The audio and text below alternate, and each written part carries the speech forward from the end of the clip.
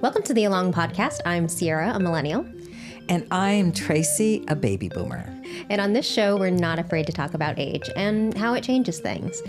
Wellness, lifestyle, relationships, honestly, just everything in life. So come along because today we are talking moms.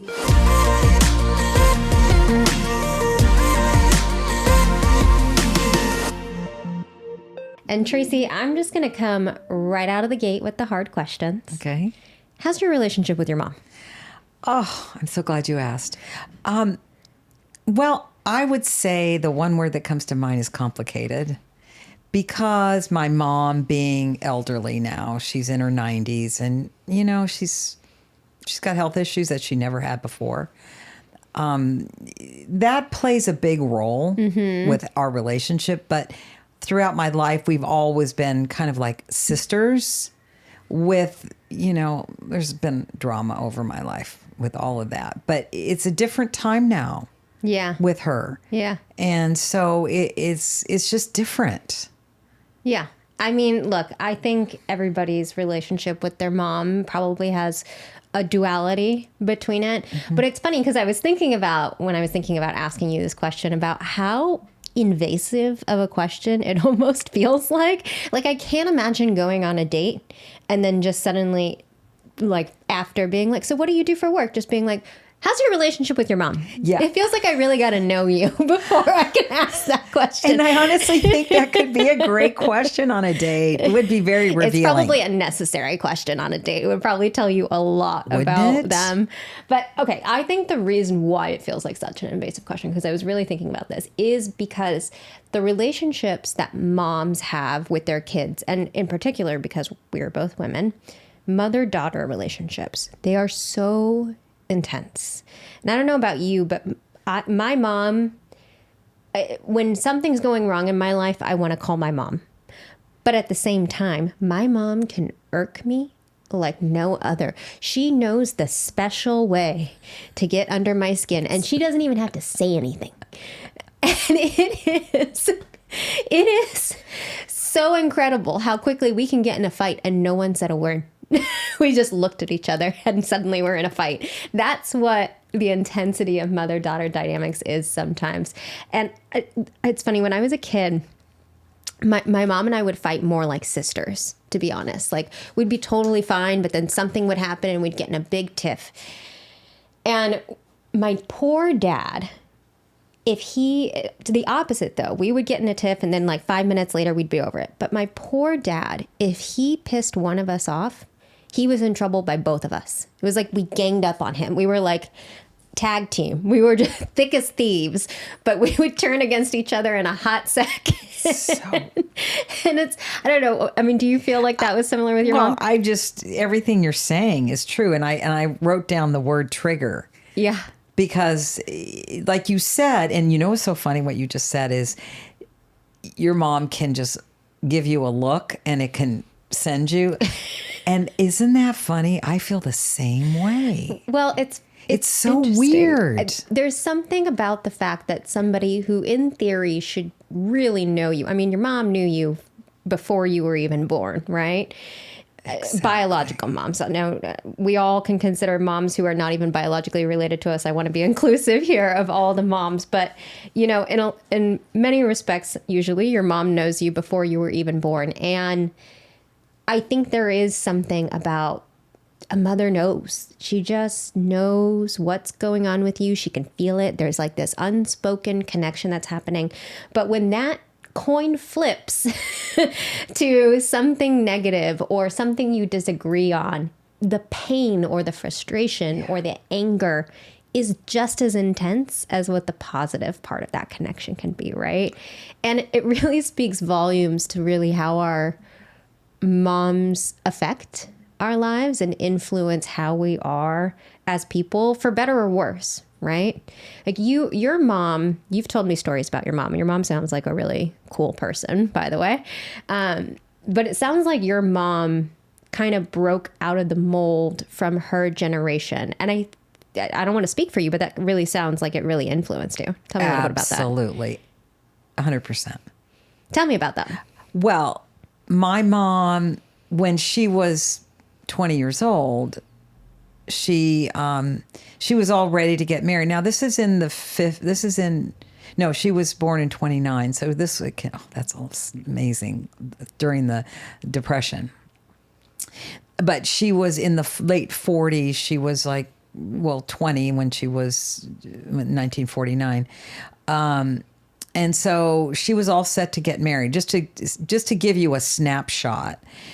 And she was going to do what they all did in those days. That was, it was just very traditional stuff.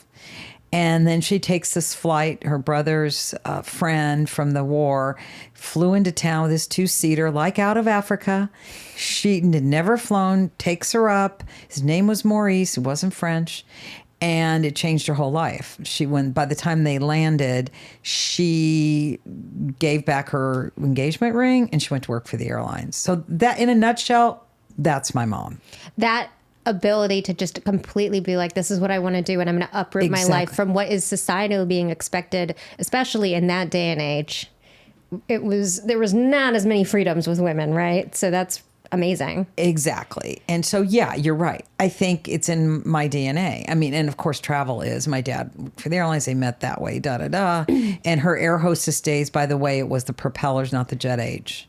So it was a very, very, very different world, and very, objectifying for women and oppressive for women. Yet she loved flying, and she loved her life, and she loved that. She loved going against the grain. And she never looked back, by the way. She sounds adventurous. She is. But you know what's so funny, Sierra? Okay, so you have that adventurous woman. But to this day, she's still the air hostess on many levels. And the air hostesses then, she still has her lipstick brush. They all had lipstick brushes. I love they it. all had to be a certain weight. They all had to wear girdles. They all had to have their hair a certain way. It was very strict. And she's not still wearing a girdle, is she? Oh, God, no. No. That's so funny to think back. And, it was all that kind of stuff that happened back then. So here she is in the midst of being adventurous, and yet she had to pull her skirts up during the interview to show her legs, and she didn't bat an eye. It's just that's what you did. Yeah, that's very cool. And it's funny because that's something that your mom did, right, to show you how things can be different.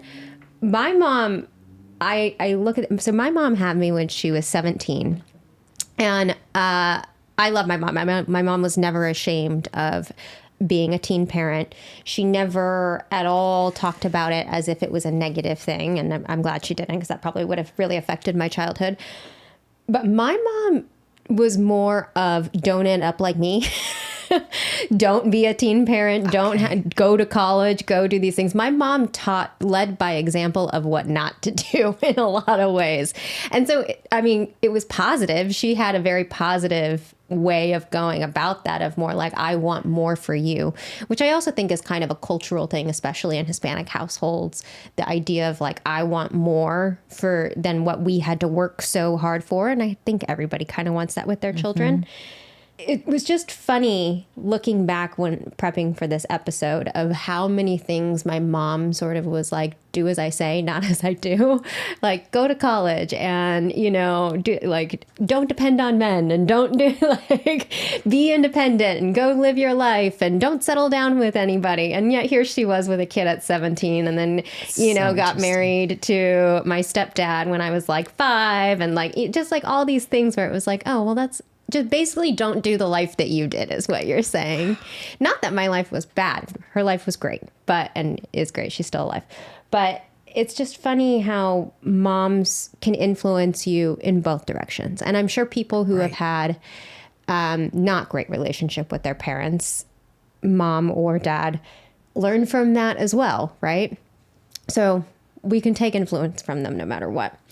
But I'm curious, when you look back at how your mom influenced you, what do you think about her story of being a flight attendant really directly? Air hostess. Oh, air hostess. I'm sorry. I know what you mean. How do you think that directly translated into affecting your life? Oh, hugely. Sierra, it's very complicated, as you know. And, yeah. she made some some choices she wish she hadn't. But in terms of that and her complete love of travel, and by the way, she never stopped traveling. And also she had to quit to get married because you're supposed to get married. She was 27. That was very old in that era to not be married. So she always resented that. My dad could continue flying and she had to stay home.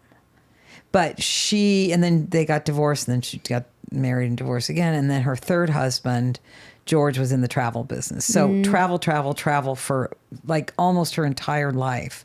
So yes, that really influenced me. I mean, it was like because I traveled from being a kid. We had airline passes. Yeah. Because I would go out on a limb and say that you're not a traditional woman, you as a person, right? Going out on a limb? Yeah. I would say that's pretty accurate. Okay, maybe I'm not even close to being out on the limb. I'm at the base of the tree. But and that in that way, Sierra, other than the travel piece, but all of the pieces, I think that's why I go against the grain. Like yeah. Yeah. And I think that's really cool. I mean, we do learn from our moms in that way. What's interesting, though, and it does kind of sound like your mom was towing the line between traditional, expectations of what a woman should be like then versus really what she wanted to do, which is test the waters and spread her wings and all of the, metaphors of that. I'm curious, did you ever get in an argument or butt heads at all about any of the more traditional things, about what you should be doing? Well, okay. I'm trying to, I'm thinking about and there weren't too many of those instances, but because she never wasn't like, well, you need to get married. Okay, so there was none of those high expectations. But she did have other children, so it wasn't like I was thinking. It wasn't just you that she was putting there's the no pressure. on. But there is a funny story, and it was actually 10, 15 years ago. And so she was living up in Napa Valley, and so she came to visit. And I was having my British friends over, lovely. They're older than me, and they're very, just a very elegant couple. Mm-hmm. I'm setting the table, and with one plate and per person. And she said, well, where are your salad plates? I go, well, I don't have salad plates to match this. And so it became such a fight because to me, it didn't matter. And there is a funny ending to this, but to me, it didn't matter. It led to her sitting in my room crying. Oh, no.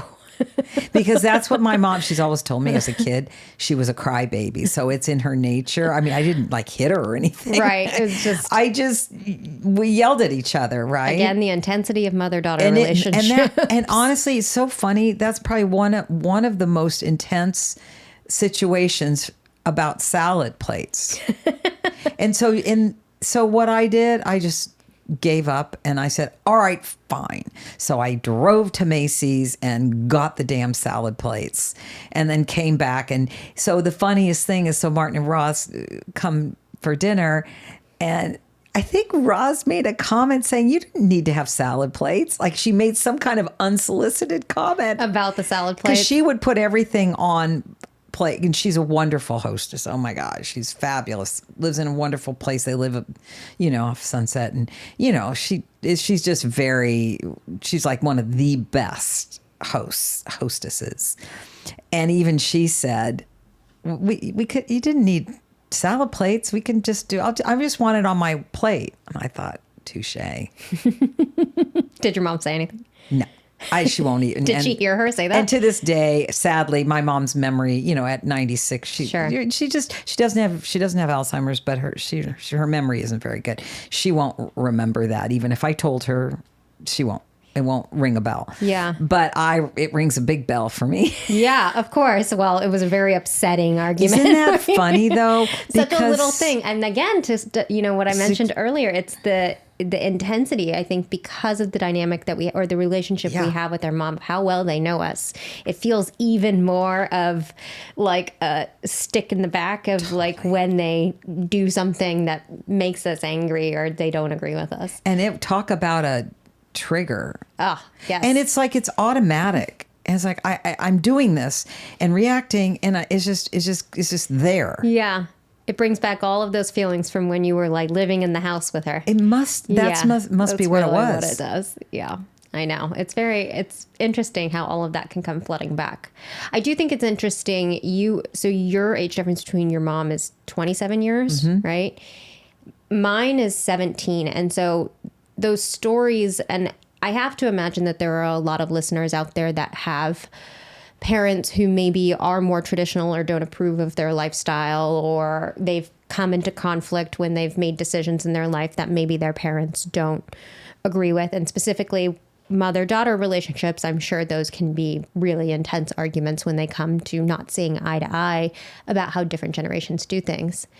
I personally have not had that experience, but that's because my mom and I are very close. We're 17 years apart, right? So barely a generation in there of difference of age. My problem was more the Gilmore Girl effect of my mom was my mom, but she was also kind of my best friend. And that can be incredibly infuriating when you're a kid. Because sometimes you do just want a parent. You don't want the best friend or the mom that's also growing up while you're growing up. It's really difficult. That's true. It was really, Actually, that's so true. Yeah. Yeah. The mom that was growing up while you were growing up was a really interesting dynamic. And I think in a lot of ways, mix that with the fact that I'm the eldest daughter in a Mexican household. There was a lot of, I became an adult pretty quickly. And it's fine because I ended up, I like who I am as a person, and I think it made me a really responsible adult. But I do find sometimes that those moments where you're talking about, you go back and you're triggered and suddenly you're back in that household of when you were a kid. It brings back all of those emotions and memories. A lot of them stem from that. A lot of them stem from the frustration of, she was a mom at 17 who was working 3 jobs and just trying to figure out how to survive. And she made a lot of mistakes, as many parents do. But she also made a lot of good decisions, right? And it's interesting now that I look back at that, and the frustrations I have are more not because of mistakes that she made, just more that I missed out on that traditional dynamic that you have, the ability to fight over a salad plate as opposed to feeling like your parent wasn't quite the parent, the grown-up parent sometimes. And it's a different, I guess, dynamic that sometimes I look at, and I'm a little envious of the people that have like the parent that's a good chunk of years older than them instead. Well, I will say this, Sierra, and it's very interesting what you just said. I never thought it, because my best friend's mother was 18, so I know, I'm familiar. But there is a part of my mom who was more like the teenager, and we call her the teenager to this day. That's funny. So yes, there was a big age difference, but there was, on an emotional level, I felt like the parent. I felt like the mom. Yeah. So it was a weird mixed bag. And my mom to this day says, next time you get to be the mom, I go, Mom, I've already done that. Yeah. So, that's another situation, because was significantly older, but there is that piece, and that goes to family dynamic and all the things that happened. I want to touch on that because I do think that we expect our parents to know everything, right? But they're human, and we don't, when we're kids and you're put in this power dynamic of the adult versus the kid, you think that power dynamic means that they know everything. Right. They have the answer. And in a lot of ways, I think that's what creates the bond of parent and child, is this safety and security. Hopefully, if everything is going well and right and healthy, that there is the safety and security of feeling like your parent's going to take care of it, that your parent's going to protect you. Mm-hmm. But at the end of the day, they're just humans. And as I've gotten older, I've realized most of what I look back on and see as rifts between me and my mom, or arguments that I think about happened when I was a kid, or things that I was really upset at or held resentment for some period of my life.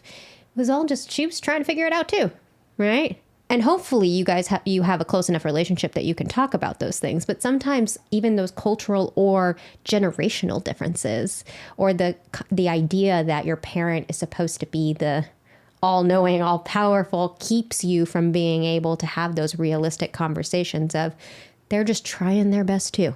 Right. You know? Greg, I'm curious, because you have a pretty traditional family, I would say, and I would call you the black sheep. Is that accurate to say? Yes, accurate. Okay. It's not like you're doing anything crazy, but you live in Los Angeles and you're a freelancer, which is already very different from your family's lifestyle, because they're all really smart scientists and stuff like that. Not that Greg isn't smart. He's very brilliant, but just a different career path. Okay. A little bit more of a creative. So I'm curious, have you ever had to sort of, or had maybe not a riff, but a little tiff, or really had to work to try and make your parents understand about the path that you took and how it was different from them, and work through that with them? I think just the way that they raised me gave me a certain work ethic that we never really had to have that conversation, because it just was clear that this is what I'm doing. I'm committed to it. And they were definitely the type of parents that were like, you can do anything you put your mind to. It was like that kind of a family, but they would not accept, mediocrity as, there was no excuse for that. Some people are like, oh, my parents, they pressure to get good grades and all that kind of stuff. It's a bad thing. I mean, I think it can be, but in my family, it was like, you came home. I remember probably the first time I ever got a C in a class on something, and they were like, what's this about? And I'm like, but C is average, whatever. That's what they say. And they're like, Greg, you were not average. Basically just, and you could take that the wrong way. But to me, it was basically just saying you have no learning disability. You don't have it. There's no reason you couldn't have gotten an A, other than you didn't put in the time. You didn't do the assignments. Had you applied yourself, you would have gotten the grade, and you obviously didn't do that. So eventually we got to a place where it would there were some financial incentives for my dad set up this pay structure when I got a little older. When you got a grade, you got paid a certain amount? Yeah. And if I got a bad grade, I had to pay them. Oh, so that's a twist on that. So it was something like, 20 or 40 bucks for an A, 20 bucks for a B. C was 0. That was break even. And then if it was a D, it's you owe me 20 bucks. Or if you an F, you owe me 40, and I'm probably grounded. That's pretty good, though. That's pretty good. But, all that to say is the way that I grew up, I took a very different path. And they certainly had their opinions about where I should go or what I should do. But it was never oh, don't do this. It was more the make sure you have a plan B in case things don't work out. And so that did affect maybe where I decided to go to school. And, rather than, there was some film schools and things I was looking at that you didn't get a real degree. You just got a certificate. Yeah, there's completion. A lot of those. And so it was go to a place where you can get a bachelor's degree, so that you at least have that in case you did, give yourself options for later in life. And so, but it was never don't do this, don't, I'm sure they would love if I lived closer to home and all of that, but they've been pretty cool about that. But I think it's a testament to, they were kind of strict, and this kind of no bullshit. There's no reason you can't do this. There's nothing wrong with you. So it's either because you didn't apply yourself, or, It sounds like pretty creative parenting.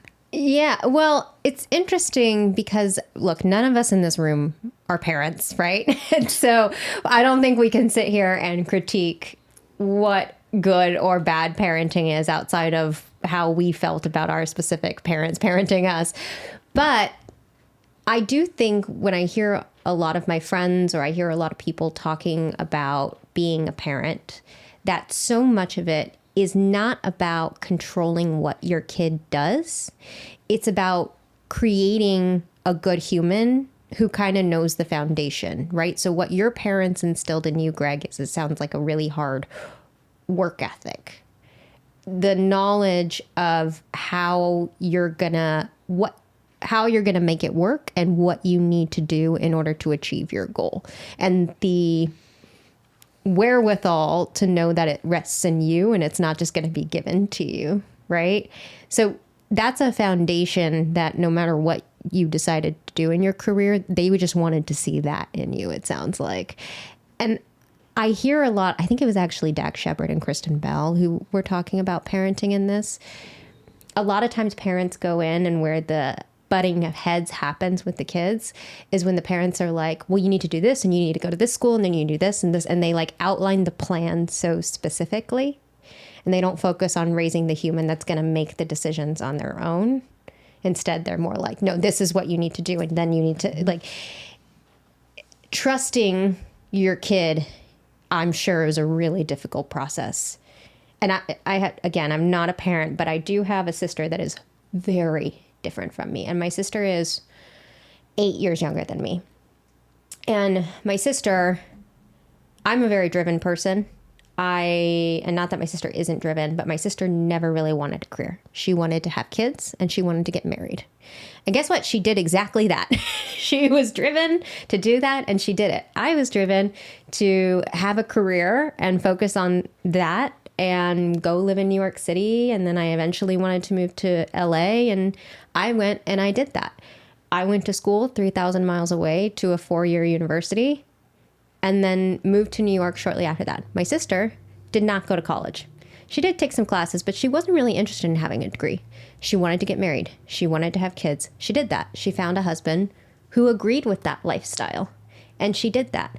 And, you know, when she first started to go down that path, I was so incredibly frustrated.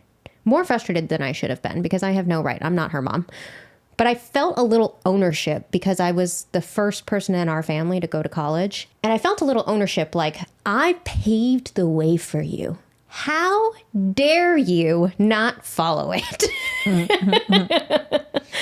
I had no right to feel that way, but I did. And I have to imagine that's a little bit what parents feel like, especially if you're a parent that came from next to nothing and had to work your ass off to build a home and build a lifestyle so your kids could decide that they don't care and they don't want to do that.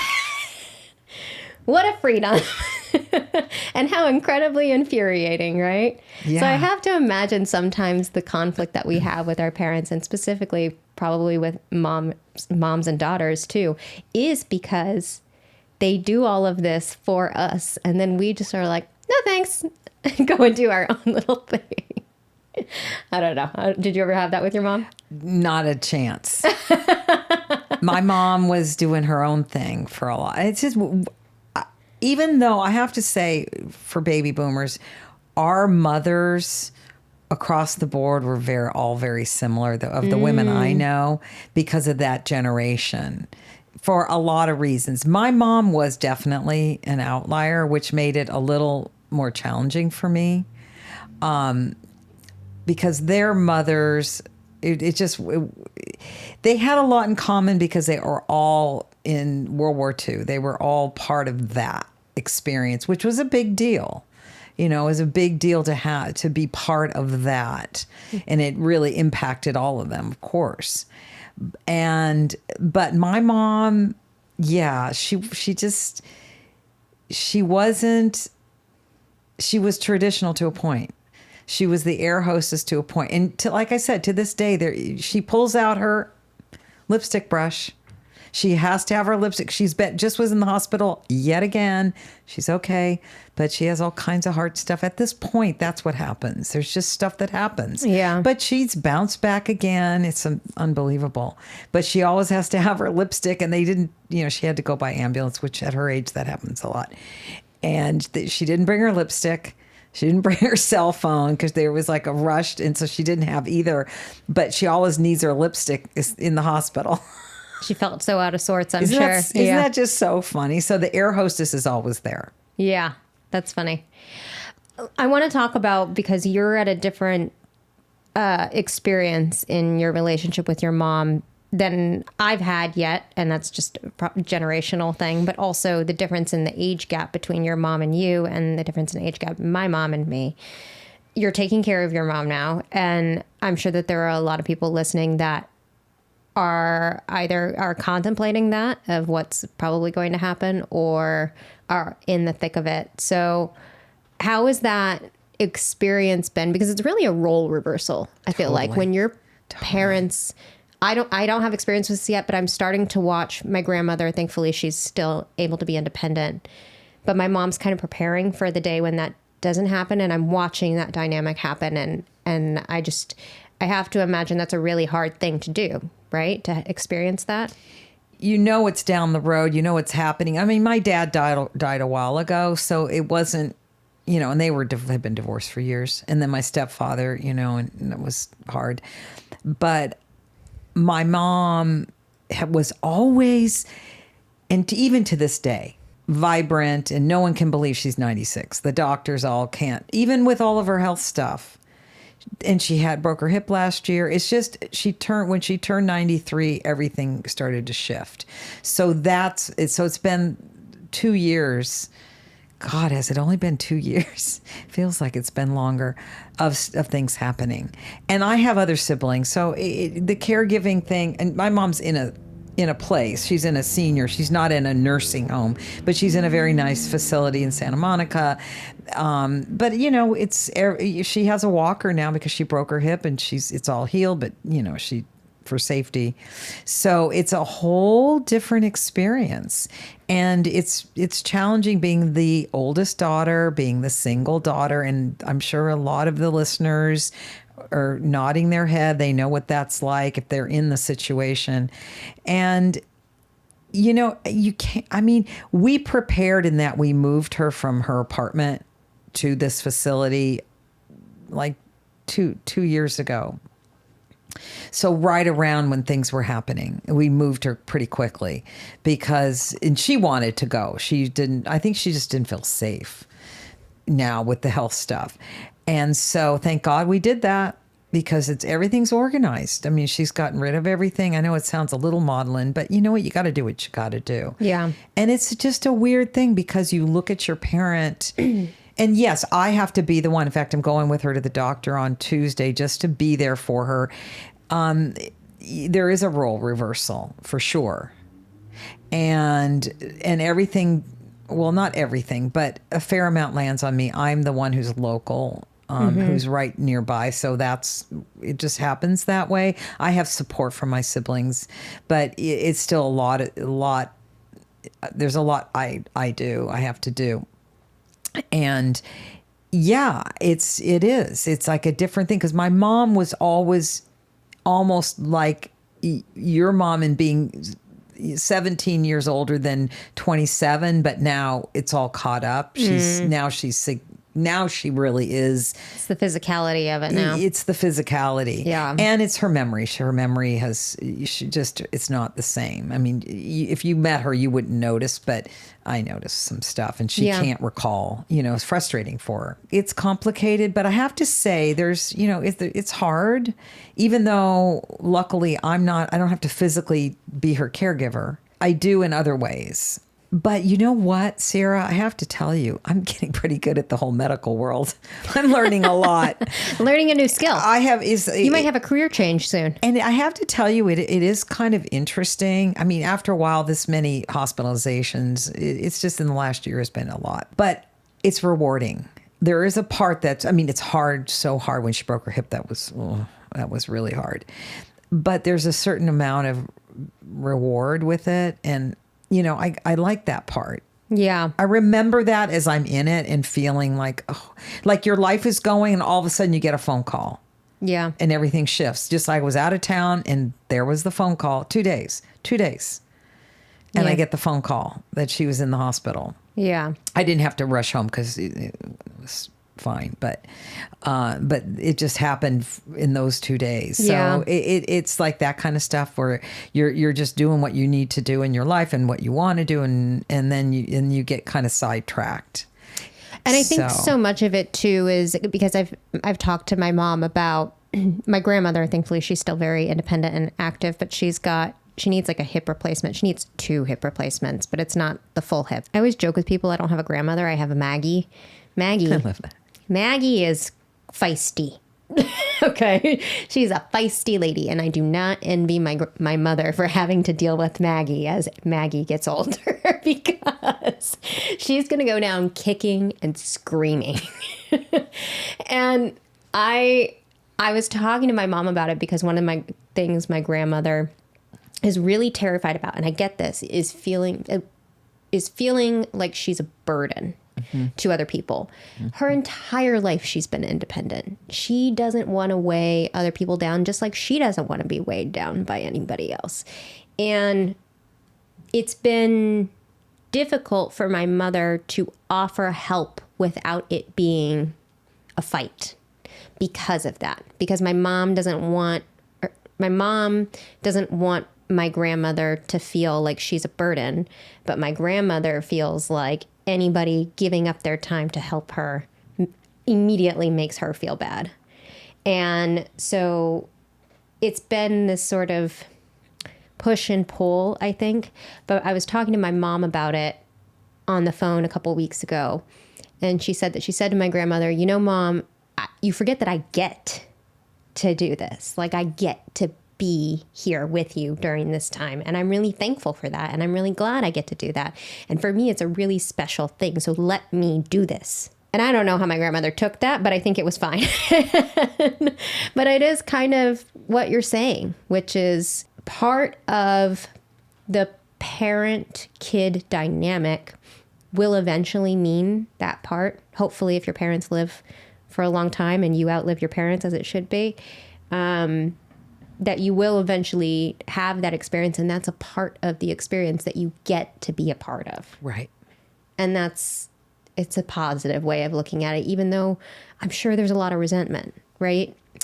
I mean, there is some, and by the way, my mom's that same way. You're absolutely right about the burden thing. And your mom and your grandmother and my mom would get along. They sound very similar. Yeah. But it's what you said though about that feistiness. Yeah. That's so true, and it's caused some fights and I have to be very patient with my mom, but she's very impatient, and she's even more impatient now, and always worries about being a burden. There is definitely that. Yeah. Yeah. Nobody wants to feel like that. Right. I mean, I certainly wouldn't want to either, no matter what age I'm at. And I really try to kind of lead with understanding and empathy and having compassion for people without making excuses for bad behavior. But I have to imagine that when you get to that age where your mind is still active and your mind still feels young, but your body's no longer keeping up with you,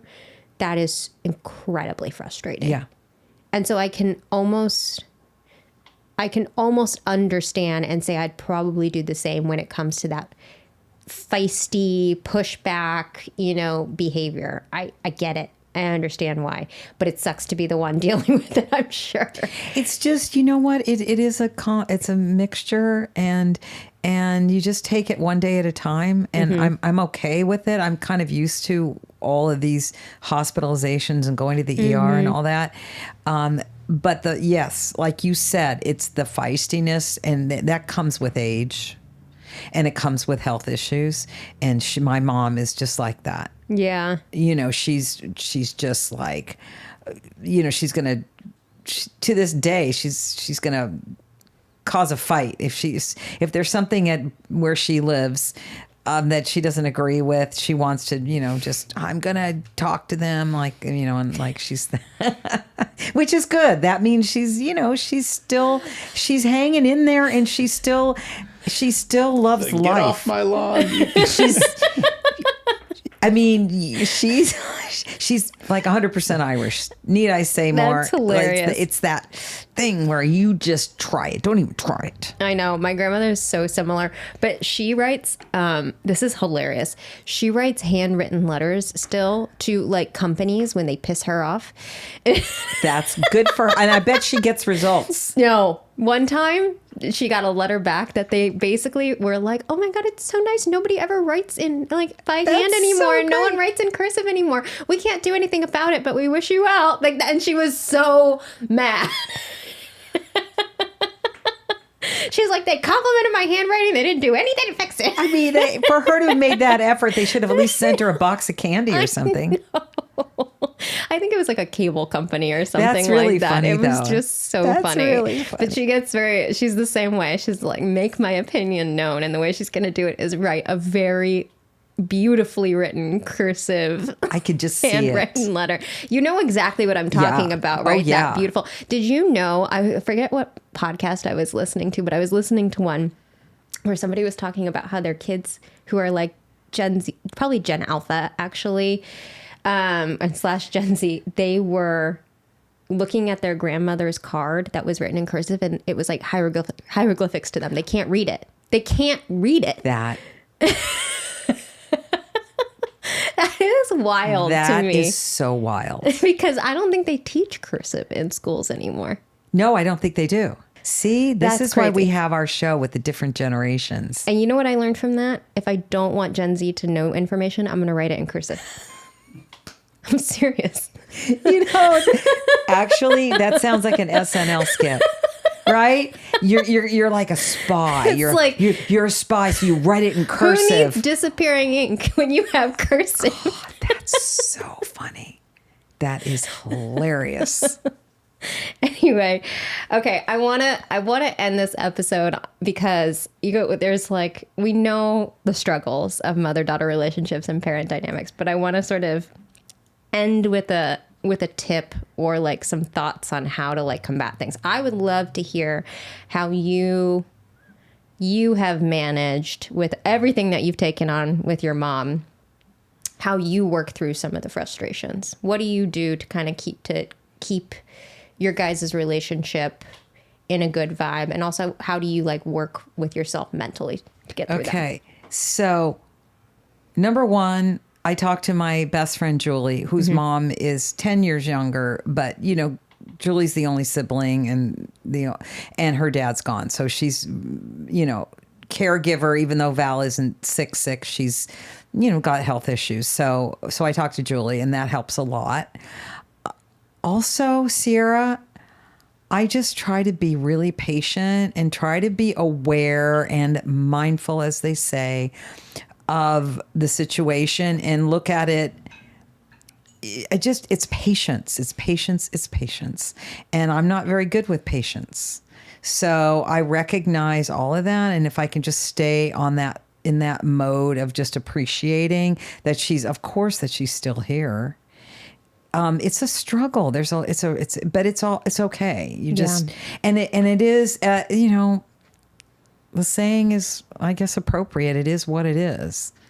And I can't control that piece of it. But what I can do is just try to be the best version of me with her. And I'm not always.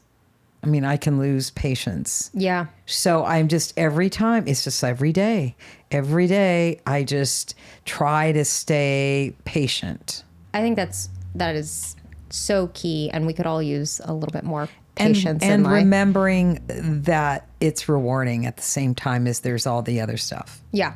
Trying to look at the silver lining. What about you, Greg? Any advice on how to deal with difficult parent relationships? Yeah, I think you just have to remember that there are people too, like you were saying, you know, like when you're a kid and you think they have all the answers. And that was certainly how I felt as a kid. And then I look back and I'm like, wow, like by the time, like the age I am now, you know, they had three children, you know, with a fourth to come in a few years later. Who were, you know, basically varying like teen or preteen ages. Like, and they were just trying to figure it out. Like, I certainly don't have everything figured out. So just having the empathy for that, it's like, even now, you know, the age they are now with that, it's like, they're still probably learning and figuring things out as we all are. So the more you can view them as people and then just not, you know, I don't know. I try not to blame them for things. I think it's real easy to like look at some issues you might have in your life now and be like, well, if they hadn't have done that, it's like, well, if they had done it different, then you'd just be screwed up in a different way. Like no one gets no one gets out of adolescence unscathed.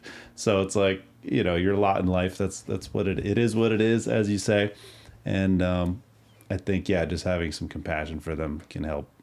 Exactly. Yeah, I think what you said, Greg, of understanding that your parents are people at the end of the day. They come with their own baggage.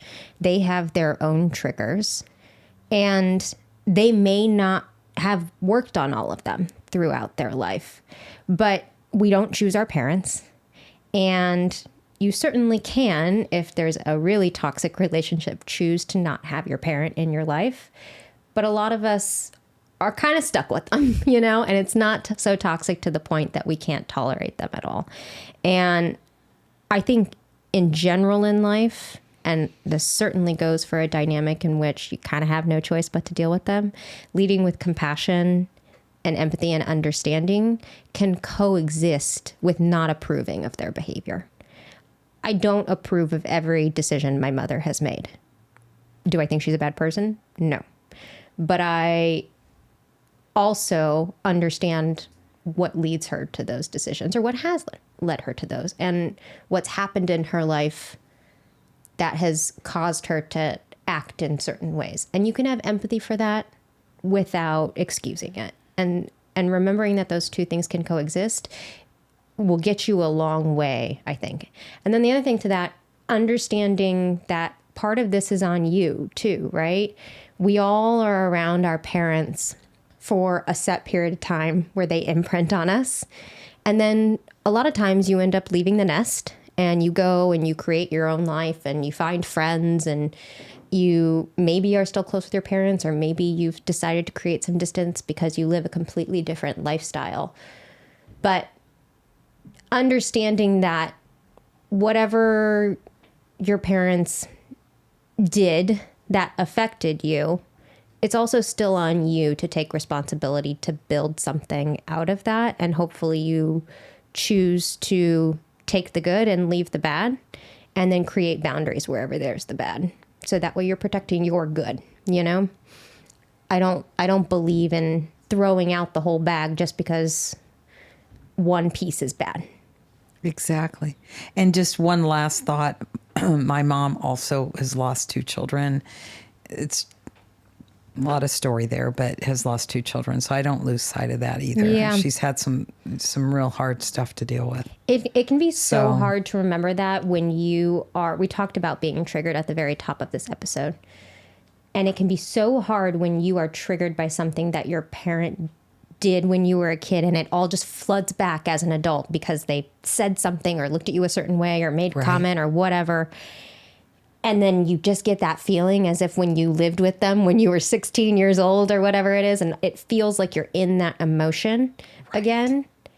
It can be so hard to remember that they're probably doing that because of how they were raised, or whatever their background is that is causing them to be triggered in a different way. And it's just hard with a parent dynamic because sometimes you don't get to take the space, and you can't just say, unlike with a really crappy friend or a really crappy relationship, you can't just say, screw you, I don't want you in my life anymore. Usually you can. I have done it with my father, but in general, a lot of people don't do it. And that's where I think like knowing boundaries and knowing what you're capable of doing. Like, I will tell you right now, my mom and I talk 3 times a week on the phone, but I can't be in the same place as my mom for more than 48 hours because we will get in a fight.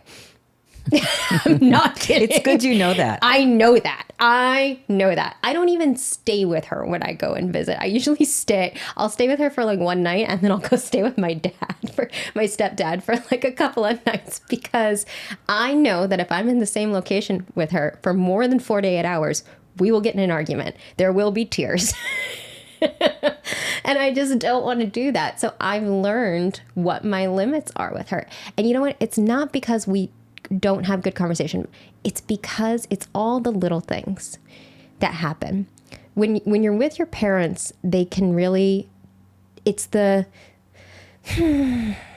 It's the sighs, it's the glances, it's the little comments that all add up. And then before you know it, you are feeling like you're back to being a teenager in that house. Absolutely. And all those feelings come flooding back. And so just being aware of that, asking yourself, what's my part in this? What are the things that's triggering me? And being aware that it's not just them doing it to you. There's a whole relationship and dynamic that's happening here that you should be aware of and take accountability for and set up boundaries where you need to have the best relationship you can possibly have with that parent. It may not be perfect still. You may not be close, but at least you can have a civil and loving dynamic if you can actually do that. And also get their stories before they get too old. I have the stories. Yeah. I have a lot of stories. I think I can't emphasize that. However you get them, whether you write them, whether you video on your phone, get the stories. Yeah, absolutely. Because as they get older, they will forget. My mom was forgotten a lot of stuff, so I have a lot of stuff that I've tracked over the years. Yeah, because they so have, important. you know what? They have stories to tell. Yeah, and sometimes the most hilarious stories, let me tell you. Can I tell you a really funny story that tells you something about my mom, actually? Yeah. With my stepdad. So she met my stepdad when I was 5 or 6. And so I actually had a very weird experience where I got to see my mom date as a kid.